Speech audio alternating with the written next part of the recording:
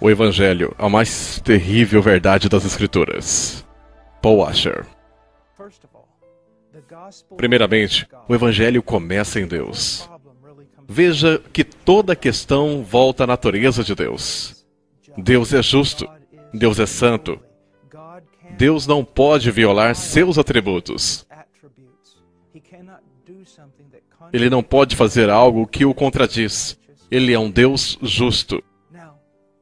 Agora, isso é uma coisa boa. Seria terrível saber que este universo foi criado por um Deus mau. Um Deus onipotente que fosse mau seria completamente terrível. Então é bom que Deus seja justo, mas isso apresenta também outro problema. Se Deus é justo, o que Ele faz conosco? Deixe-me ilustrar o problema para você. Alguns anos atrás eu estava na Europa e ia palestrar em uma universidade. E eu sabia que a multidão ficaria contra mim. E eles tinham a ideia de que esse dinossauro social iria chegar com uma mensagem do tipo puritana e dizer que todos eles eram pecadores. Então quando eu subi ao palco, eu estava mesmo orando, Senhor, por favor, me ajude. E acho que Ele me deu sabedoria. Eu olhei para aquela multidão de universitários e disse: eu vou compartilhar com vocês a verdade mais assustadora das Escrituras. E eu fiquei dizendo e os alertando que eu iria compartilhar a verdade mais assustadora que alguém pudesse saber sobre Deus. Então, quando eles estavam todos ansiosos em seus assentos, eu olhei para eles e disse: aqui está. A verdade mais assustadora das Escrituras é que Deus é bom. Bom, naquele momento eles começaram a rir e a cochichar como se dissessem: qual o problema? Alguns deles realmente disseram: qual o problema com um Deus bom? Quer dizer, por que isso é uma má notícia? Por que é assustador saber que Deus é bom? E a minha resposta foi a seguinte: é horrível saber que Deus é bom, porque nós não somos. Então, o que um Deus bom faz com pessoas como nós, pecadores? Pecamos contra Deus, pecamos uns contra os outros, pecamos contra a natureza, pecamos contra tudo. Toda a criação clama pela nossa condenação. Deus é verdadeiramente justo, então o que Ele faz conosco? Se um Deus justo simplesmente perdoa os ímpios, Ele não é mais justo.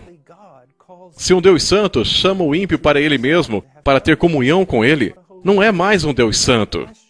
Então, a grande questão de toda a Bíblia é esta: como um Deus justo perdoa o homem ímpio e continua sendo justo? Como um Deus santo chama o ímpio para ter comunhão com Ele e ainda continua santo?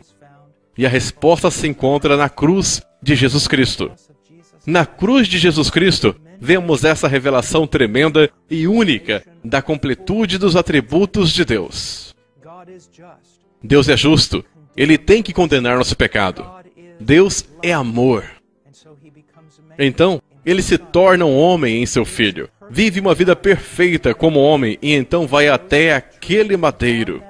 E no madeiro, os pecados de seu povo são lançados sobre ele. E toda a justiça de Deus, toda a ira de Deus que nós merecemos é jogada sobre a cabeça de Cristo. A medida exata necessária para satisfazer completamente a justiça de Deus. Depois de sofrer, Jesus disse: foi consumado. Isso quis dizer que Ele fez aquilo que foi exigido para satisfazer a justiça de Deus contra o povo. Ele pagou o preço por completo. Isso é tão importante que se entenda que nossos pecados não foram expiados simplesmente porque os romanos bateram e pregaram Jesus na cruz. Nossos pecados foram expiados porque naquela cruz Ele carregou o nosso pecado e agradou ao Senhor Yahvé moê-lo.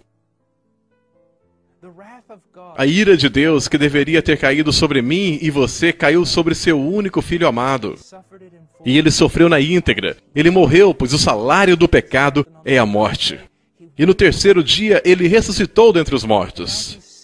E agora Ele está assentado à direita de Deus. E não há nenhum outro nome, nenhum nome em qualquer mundo, não há outro nome dado ao homem pelo qual possamos ser salvos, exceto pelo nome de Jesus Cristo. Ele é o caminho, a verdade e a vida, e ninguém vem ao Pai a não ser por Ele. Há apenas um Deus e um mediador entre Deus e os homens, Jesus Cristo, o homem. E a fim de que sejam salvos, a Bíblia chama todo homem a se arrepender de seus pecados e crer no Evangelho. E o que significa se arrepender? Muitos têm definido o termo como mudar a mente de alguém. É isso que a palavra significa em grego. E esta verdade está lá. Mas ela quer dizer muito mais do que você e eu podemos conceber em nossa cultura hoje. Você pensa, bem, mudar a mente de alguém é muito superficial. Bom, pode ser, mas não é se você entender o que é a mente. A mente, na Bíblia, se refere à mente, o coração, é o centro de controle do ser humano. É o centro de controle de nossas vontades, emoções, nosso intelecto, processo de tomada de decisão. Então, o que ele está dizendo é que, se você mudou a sua mente, tudo mais mudará junto. Vou dar uma descrição perfeita de arrependimento. O apóstolo Paulo teve uma mudança de mente. Quando ele saiu para ir à estrada de Damasco, ele saiu com ordens para capturar cristãos. Por quê? Bom, era nisso que ele acreditava, era isso que ele queria. Paulo pensava que Jesus de Nazaré era o maior blasfêmio que já existiu. Era isso que ele achava. E também pensava que os cristãos eram uma seita terrível, que teria que ser destruída.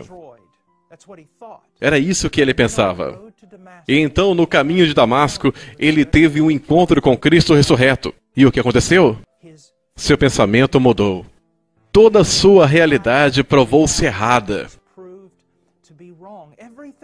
Tudo o que ele pensava sobre a realidade, principalmente em relação a Deus, estava errada. Ele reconheceu que estava errado e começou a pensar completamente diferente. Ele agora pensava que Jesus era o Filho de Deus e o tão esperado Messias. Ele agora pensava que os cristãos eram o próprio povo de Deus, o próprio Israel de Deus. E porque seus pensamentos mudaram, tudo mais mudou. Depois de ser batizado, ele começou a ministrar e pregar o Evangelho e ser perseguido pela mesma fé que ele antes perseguia. Veja, então, que arrepender-se é perceber que todo o seu pensamento, a sua visão sobre a realidade estava errada. E então ver e se submeter à verdade de Deus sobre quem Ele é. Sobre quem você é e sobre quem Jesus é e o que Ele fez por você. Bem, a questão é, você se arrependeu? A sua mente mudou?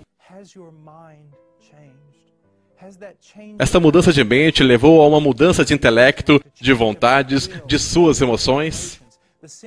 Os pecados que outrora você amava, você agora odeia? A santidade que antes você ignorava, você agora deseja?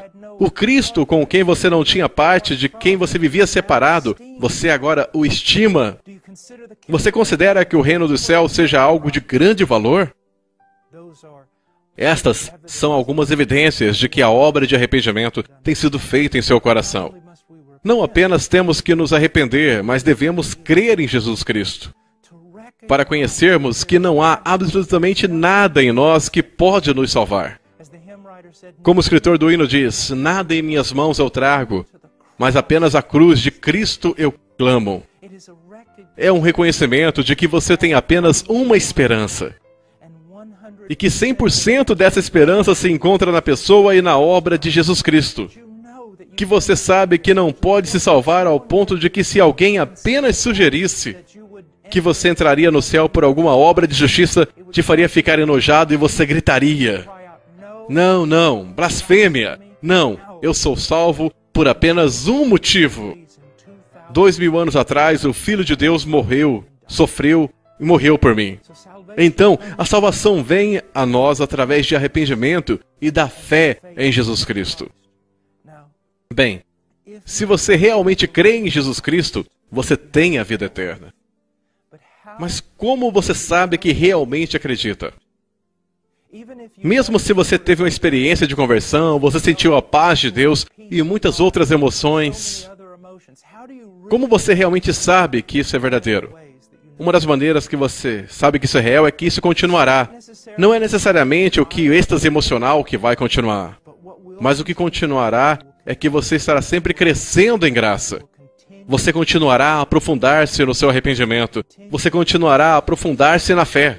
Pouco a pouco, você será transformado mais e mais na imagem de Cristo. E você diz, irmão, um cristão verdadeiro peca? Sim. É muito triste, mas sim. Um cristão verdadeiro pode cair no pecado? Sim. Mas a diferença é que um cristão verdadeiro não pode viver em um estado de carnalidade contínuo. Um estado de imaturidade contínuo. Pois a Bíblia diz que aquele que começou a boa obra a terminará. A Bíblia diz em Hebreus 12 que um dos maiores sinais de uma conversão genuína é que Deus cuidará de você com o cuidado de um pai. E Ele até mesmo te disciplinará, te punirá quando você sair do caminho. Não porque as atitudes dele com você mudaram, mas porque Ele te ama e deseja a sua santidade.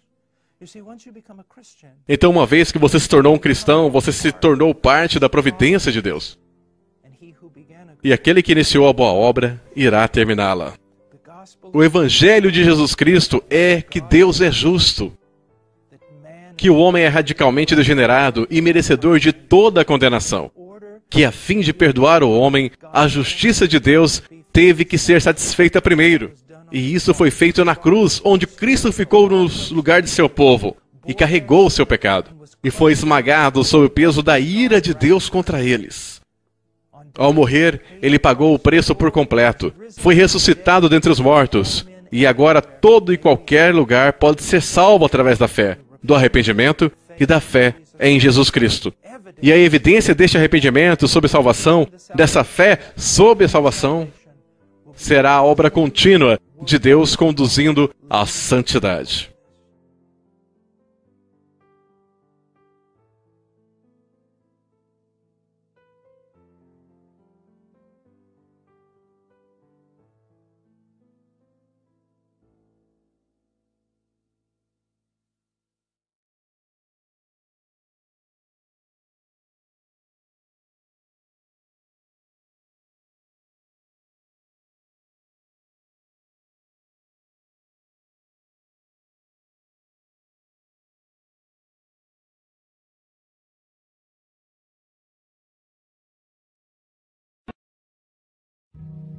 Paul Washer, você é amado.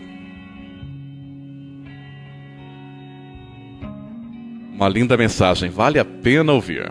Você é amado. É uma grande honra e um grande privilégio para mim estar falando hoje aqui. É um grande privilégio. Estou maravilhado com a bondade de Deus em dar-me a oportunidade de estar aqui neste lugar, compartilhando e falando do Evangelho de Jesus Cristo em comunhão com crentes. É um privilégio tremendo. Não fiquem desanimados. Nunca fiquem desanimados. Não existe razão para ficar desanimado. Alguns dos melhores sermões que já foram pregados para 6 pessoas. Algumas das mais fantásticas manifestações de Deus aconteceram entre um punhado de crentes. Nós não deveríamos usar a sabedoria do mundo, nós deveríamos usar a sabedoria de Deus. Se fosse fácil, todos estariam fazendo. A questão não é sobre quão útil você pode se tornar, ou quão bem-sucedido nossos ministérios parecem ser. É sobre ser moldado à imagem de Cristo.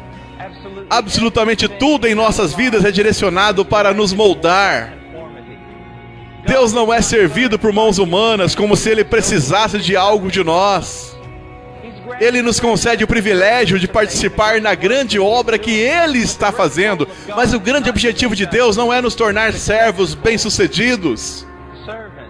O grande objetivo de Deus é nos conformar à imagem de Jesus Cristo. Foi quando eu percebi que eu não precisava me mover 1 centímetro para a esquerda ou para a direita para ser amado por Deus. Que eu não precisava ser bem-sucedido aos olhos do mundo, ou poderoso, eloquente, inteligente ou qualquer outra coisa. Eu simplesmente era amado. Eu sou tão impuro, tão injusto, tão ignorante sobre as coisas de Deus. que eu me sinto tão envergonhado. Eu disse, sua felicidade, tudo sobre você, sua segurança, sua alegria vem de seu desempenho e daquilo que você pode fazer para Deus. Eu disse, meu conforto, minha alegria, minha paz vem do que Deus fez por mim na obra concluída por Cristo. Deus não irá permitir que sua fonte seja qualquer coisa que não Ele e sua graça. Há um sentido em que, se não estivermos andando com Deus como cristãos, Ele vai nos convencer do pecado. Há um sentido em que devemos ficar tristes por nossa falta de obediência. Mas ao mesmo tempo, temos que entender o seguinte: você sabe o que Deus faz durante grande parte da vida dos que creem depois que eles são salvos? Ele não opera a vida neles, tanto quanto opera a morte. Depois de um curto período, chamado por alguns de lua de mel, no qual Deus nos protege com a sua graça, Ele começa a se afastar um pouco para que você veja que você não pode fazer nada e que tudo depende dele. É por isso que muitos jovens ministros, quando vão pregar, se eles são homens de Deus, irão se deparar com anos e anos de fracassos. Há exceções como Charles Spurgeon e outros, mas para a maioria de nós, Deus permite que passemos por muitos fracassos em nossas vidas de oração. Fracassos em nossa habilidade de ler a palavra e entendê-la. Fracassos em nossas pregações. Fracassos em todas as áreas, para que no fim possamos chegar a um ponto onde diremos: ó Deus, a quem tenho eu no céu além de ti, e a quem tenho eu na terra além de ti. E então Deus começa a trabalhar em nossas vidas e em nossos corações.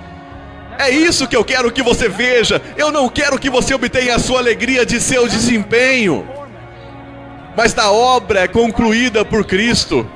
Eu quero que você obtenha tudo unicamente disto e de uma só pessoa.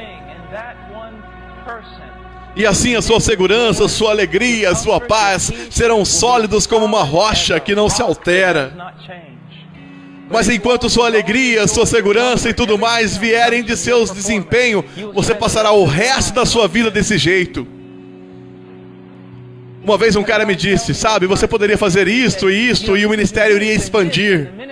E você poderia pensar na TV e pensar em outras, essas coisas, seria muito bom. E depois que ele terminou, eu disse, mas se eu fizer tudo isto, onde vão encontrar tempo para ir pescar? Ele olhou para mim e falou, eu sei o que ele pensava, parecia algo como, você é uma das pessoas mais não espirituais que eu já ouvi falar. Eu olhei para ele e falei, Senhor, eu já fui assim, eu gastei boa parte da minha vida cristã trabalhando até a morte, para que de algum jeito Deus achasse que eu era especial. Eu não preciso deste ou daquele ministério ou das coisas das quais você está falando. Eu sei que eu sou profundamente, eternamente, perfeitamente amado.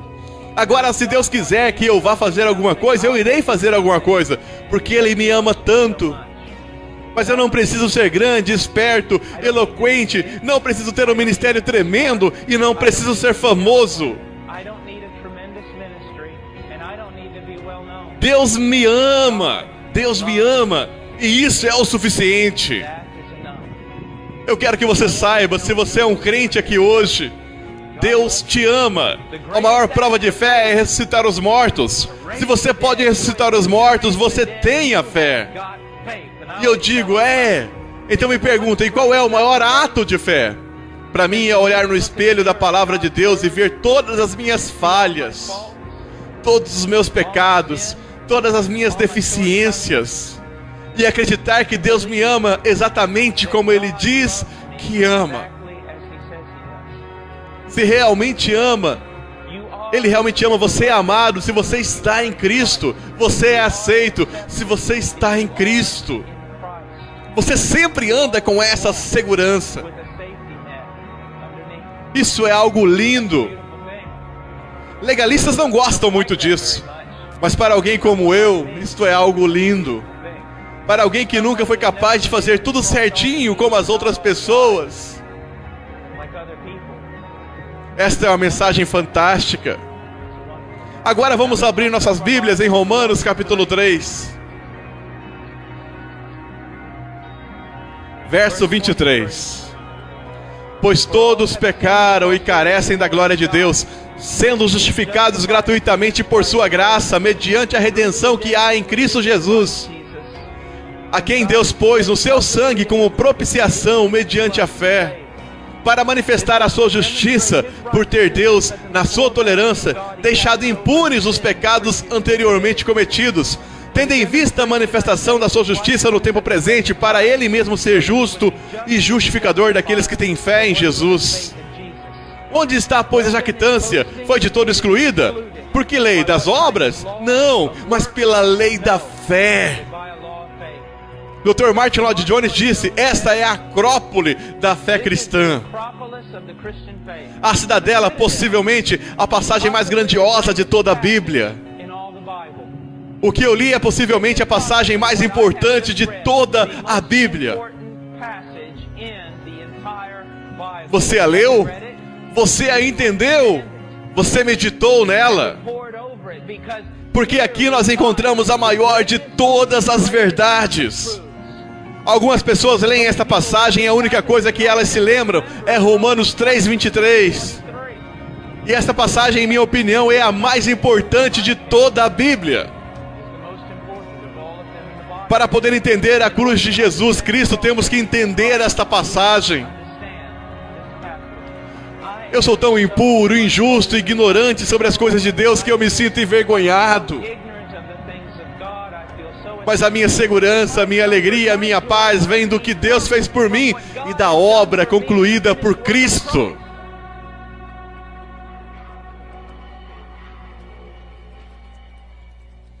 Deus seja louvado, glória seja dada a Deus. Divulguem, amados, divulguem esse trabalho, divulguem este vídeo. Essa mensagem conforte seu coração. Paul Washer, Visão do Céu. Qual é a minha mensagem para você, se você é um cristão? Se você é um cristão, você só tem uma esperança: que Deus te dê olhos para ver. Que Deus se revele. Você vê, todos dizem: adquira fogo, consiga isso e consiga aquilo. Isso tudo é lixo infantil. Todos esses métodos criados por homens para escorar a sua fé, todas essas coisinhas feitas para te colocar em chamas, eles são entusiasmos racional, tolo, carnal, inútil. Só há uma coisa que vai formar fogo, e é uma visão do céu enviada por Deus. Ore por isso. Você perdeu toda a sua fé no sobrenatural. Ore para que Deus te mostre o que foi feito por você. Ore para que Ele te dê o espírito de revelação. Ore para que Ele te dê sabedoria para abrir seus olhos, e então você não vai precisar ser escorado num retiro ou congresso distante por um cara que fala bem. Você precisa de uma visão do céu. E esses teólogos endurecidos que dizem que não existem mais visões, o que devem explicar porque a pregação deles é tão chata. Não me venham com acadêmicos. Me mostre o poder. Me mostre o que você viu com seus olhos e tocou com suas mãos. É disso que você precisa, cristão. Ore por isso, ore por isso. Você está tentando colocar a carroça na frente dos cavalos. Não faça isso. Você está tentando descobrir formas de ficar entusiasmado por Jesus. Você está tentando formar fogo. Vocês são como um time de futebol. Não funciona desse jeito. Você tem que se prostrar e clamar: ó Deus, revele-se a mim, eu sou uma pedra morta e um tronco podre. Ó Deus, abra os céus e me deixe ver o seu glorioso Filho. Uma rápida visão dele. E você não vai precisar de escoras. Você não vai precisar de escoras. O que era desde o princípio, o que vimos e ouvimos e nossas mãos tocaram, isso proclamamos a respeito da palavra da verdade. 1 João 1:1. Glória a Deus, Senhor. Louvado seja o seu nome. Mensagem de Paul Washer para os cristãos brasileiros.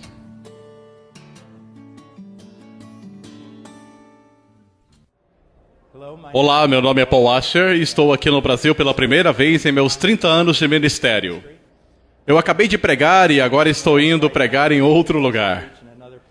mas gostaria de dizer um oi e cumprimentar os cristãos aqui do Brasil. E também quero encorajá-los a estudar as Escrituras e comparar o que vocês têm aprendido nas Escrituras com outros crentes piedosos ao longo das eras. Sejam muito cuidadosos com o evangelismo moderno e com todas essas coisas que estão criando. Aprendam a andar na simplicidade da obediência. Aprendam a andar em santidade. A maior paixão de vocês deve ser estar cada vez mais devotos à pessoa de Cristo. Entendê-lo, entender o que Ele fez por você e servi-lo com tudo o que você tem. Nós vivemos em um mundo muito corrupto agora. Um mundo que está extremamente caído e que expressa sua raiva e hostilidade contra Deus. Devemos perceber que viver em um lugar tão corrupto também pode nos contaminar. Então, sejam muito cuidadosos com o modo com que vocês são. Não andem como tolo, mas andem como sábio. Estudem a Bíblia todos os dias de suas vidas. Vivam em seus joelhos. Levem toda necessidade, tudo a Deus em oração. Para vocês, jovem cristão, uma das melhores coisas que eu posso recomendar é algo que tenho praticado por muitos anos. Leia sistematicamente toda a Bíblia. Comecem em Gênesis e leiam tudo até Apocalipse. E quando acabar, comecem tudo de novo. Outra coisa maravilhosa que irá ajudá-los a crescer no conhecimento da palavra é: se enquanto leem a Bíblia, vocês não entenderem algo, peguem um caderno e escrevam uma breve pergunta sobre o que não entenderam e continue lendo.